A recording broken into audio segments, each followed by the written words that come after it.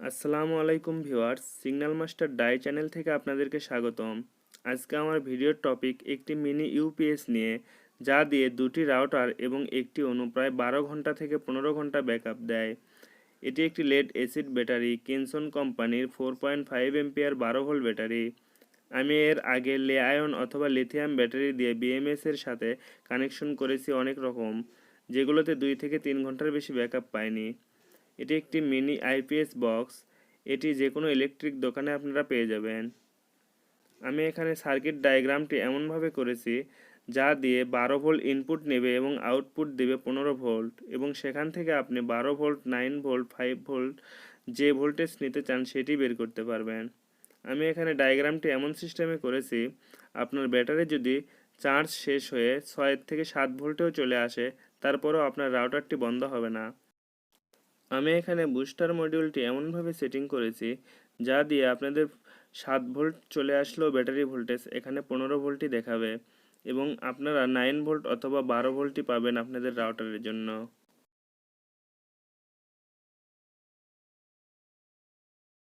আমি এখানে মাল্টিমিটার দিয়ে প্র্যাকটিক্যালি দেখাচ্ছি। আমার ব্যাটারিতে ফুল চার্জ থাকায় এখানে 12 ভোল্টের ওপরে অর্থাৎ 13 ভোল্ট শো করতেছে। যখন আমি লোড দেব তখন এখানে 12.8 থেকে শুরু হবে। দেখুন ভিউয়ার্স, আমি এখানে বুস্টার মডিউল লাগিয়েছি। এই মডিউলটির আউটপুট ভোল্টেজ 15 ভোল্ট অ্যাডজাস্ট করেছি আমি। এখানে যদি 7 ভোল্ট ইনপুটও দেন, 15 ভোল্টই থাকবে, কোনো প্রকার কম বাড়া হবে না। এবং এখানে আমি 12 এবং 9 আইসি লাগিয়েছি। দেখুন ভিউয়ার্স, 12 থেকে 12, 9 থেকে 9, দুটি 9 ভোল্টের আইসি ব্যবহার করেছি, যেহেতু এটি দুটি রাউটার চলবে। ভিডিওটি অত্যন্ত গুরুত্বপূর্ণ হতে চলেছে, তাই ভিডিওটি না টেনে সম্পূর্ণ দেখুন। আর আমার চ্যানেলে নতুন হলে অবশ্যই সাবস্ক্রাইব করে পাশে থাকার বেল আইকনটিতে ক্লিক করুন, যাতে করে পরবর্তী ভিডিও নোটিফিকেশন আপনাদের ফোন স্ক্রিনে সবার আগে পৌঁছে যায়।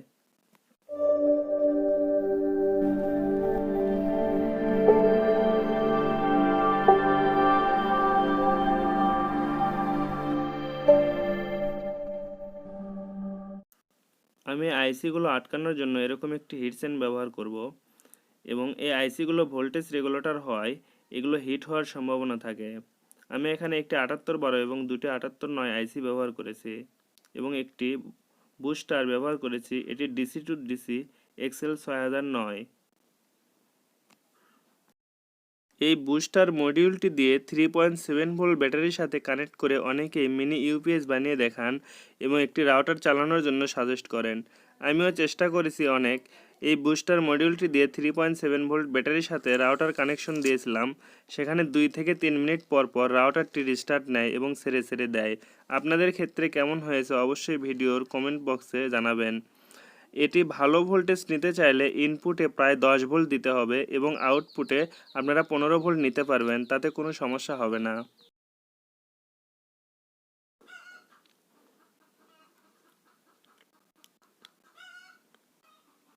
এই আইসিগুলোর 1 number pin voltage input, 2 number pin common এবং 3 নাম্বার পিন ভোল্টেজ আউট। আমি এর 2 নাম্বার পিনগুলো ভাঁজ দিয়ে নেব, যাতে একটির সাথে আরেকটি অ্যাটাচড না হয়।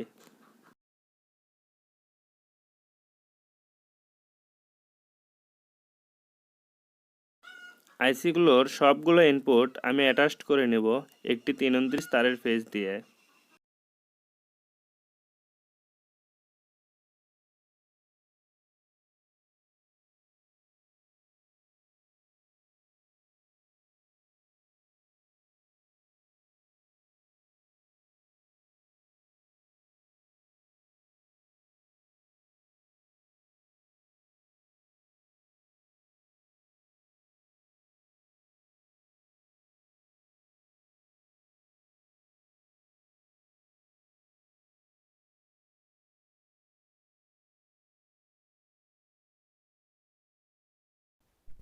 আইসিগুলোর 1 নাম্বার পিনে সব কানেকশন দেওয়া শেষ।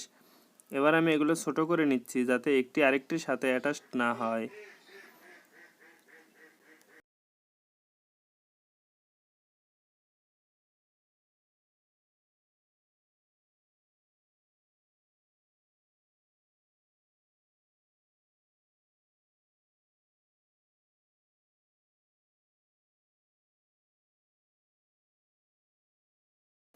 এবার আমি 2 নাম্বার পিনের সাথে একইভাবে কানেকশন দিব যেভাবে আমি 1 নাম্বার পিনে কানেকশন দিয়েছি।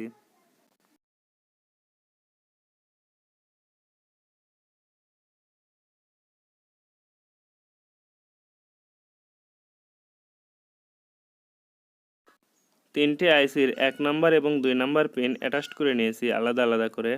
শুধু 3 নাম্বার পিনে কোনো কানেকশন দেইনি, কারণ ভোল্টেজ আউটপুট তিনটা আলাদা আলাদা হবে।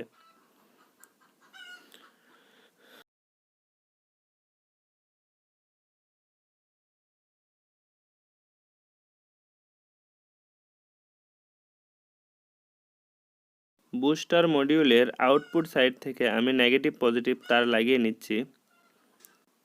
এগুলো আমি এই ভোল্টেজ রেগুলেটর আইসির ইনপুটে লাগিয়ে দিব।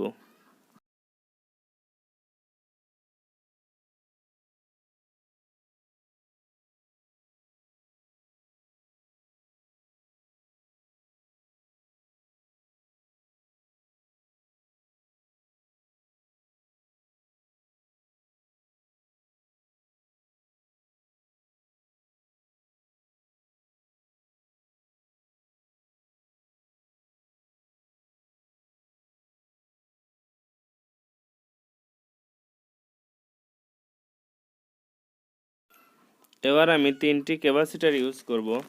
এগুলো 220 ইও 35 ভোল্ট। আমি এগুলো ইউজ করার কারণ হচ্ছে আউটপুটে ক্যাপাসিটার ইউজ করলে এর ভোল্টেজগুলো স্মুথ থাকবে। আমি এখানে এর নেগেটিভ সাইডটি 2 নাম্বার পিন এবং পজিটিভ সাইডটি 3 নাম্বার পিনে লাগিয়ে দিচ্ছি। তিনটি ক্যাপাসিটার সেমভাবে লাগাতে হবে।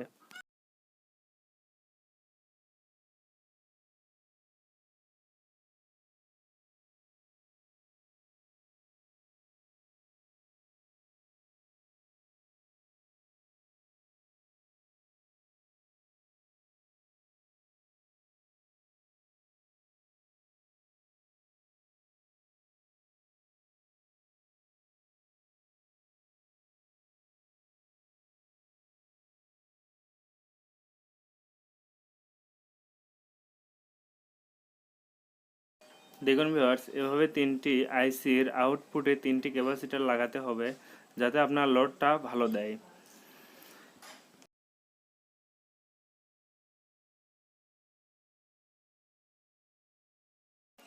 এখানে আমি ডিজিটাল মিটার দিয়ে আপনাদেরকে দেখিয়ে দিচ্ছি। দেখুন আমার ব্যাটারির ভোল্টেজ এখানে 12.8।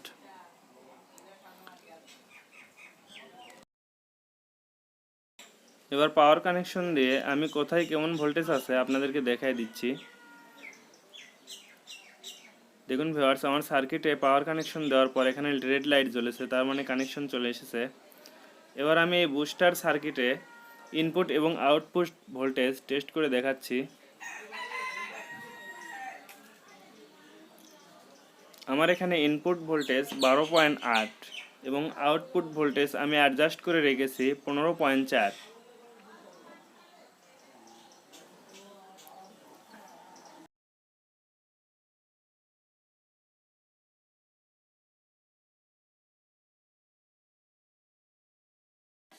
এখানে ব্যাটারির ভোল্টেজ 12 থেকে 8 ভোল্টে নেমে আসলেও এখানে 15 ভোল্টেজ থাকবে, কারণ এই বুস্টার সার্কিটটি 10 ভোল্ট থেকে 15 ভোল্ট পর্যন্ত কানেক্ট করলে কোনো প্রকার গরম হবে না এবং লোডটাও ভালো দিবে।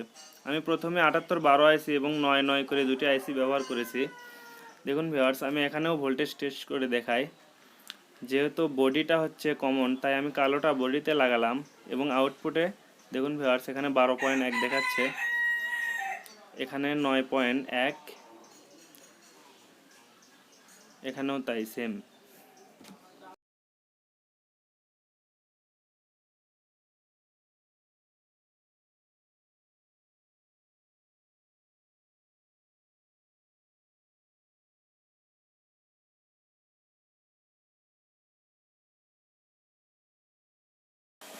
সার্কিটটি টেস্ট করার জন্য আমি একটি পিন লাগাচ্ছি 9 ভোল্টের আউটপুট থেকে।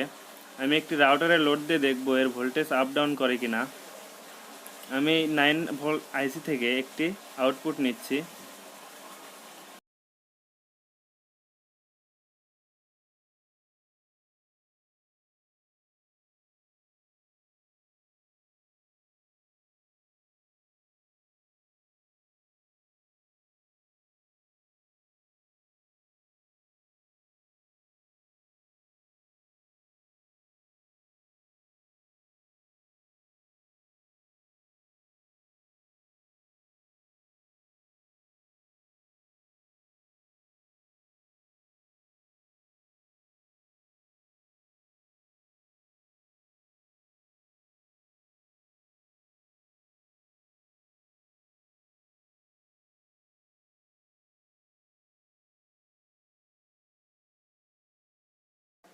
আমি এখানে 9 ভোল্ট আছে কিনা এটি একটি মিটার দিয়ে টেস্ট করে দেখব।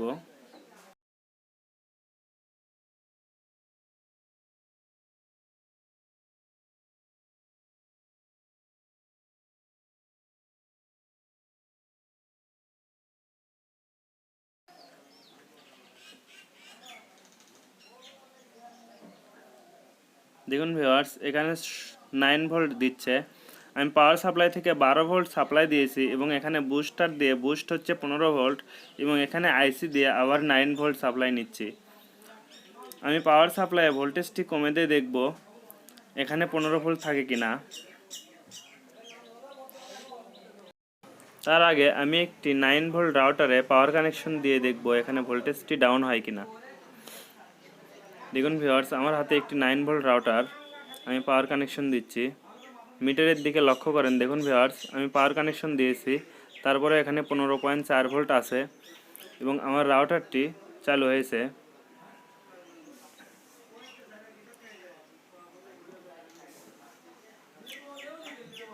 দেখুন ভিউয়ার্স, আমার রাউটারটির লাইট জ্বলছে। আমি এবার পাওয়ার সাপ্লাই দেখব এটি কত পার্সেন্ট এম্পিয়ার খাচ্ছে। দেখুন ভিউয়ার্স, আমি 12 ভোল্ট দিয়েছি পাওয়ার সাপ্লাই থেকে, এখানে 0.3 এম্পিয়ার কারেন্ট খাচ্ছে। আমি এখন এখানে ভোল্টেজ কমে দিয়ে দেখব আমার এখানে 15 ভোল্ট থাকে কিনা এবং রাউটার চলে কিনা।